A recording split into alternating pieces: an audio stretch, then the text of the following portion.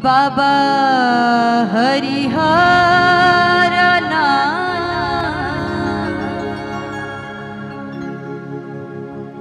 सोनापुर में होली खेले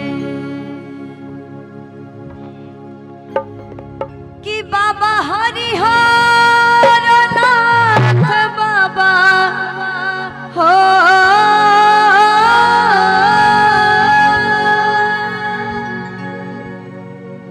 कि बाबा हरिहर नाथ बाबा हरिहर नाथ सोनापुर में होली खेले। तो एक बार सभी लोग दोनों हाथों को उठाएंगे और मीठी मीठी तालियों के साथ कहेंगे क्या कि बाबा हरिहर नाथ सोनापुर में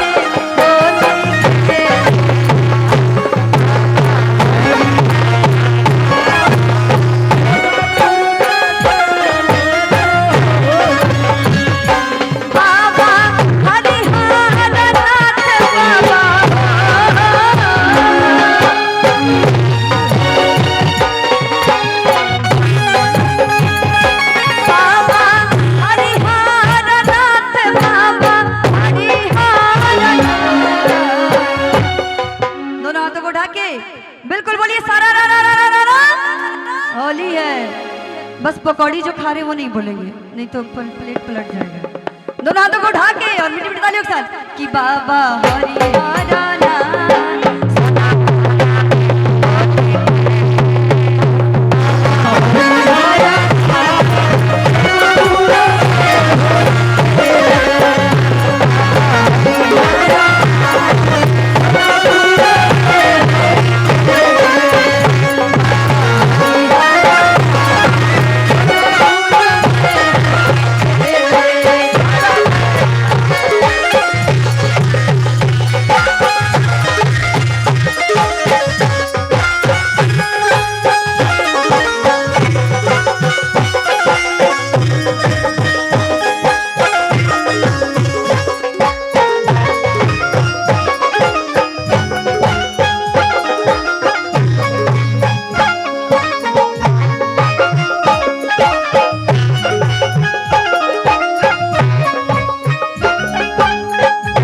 होली खेले ले बाबा हो रामेश्वरा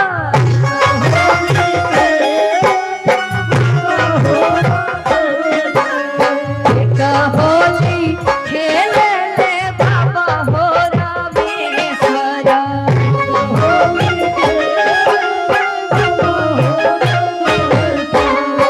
सारे खेले ले भैरवनाथ हो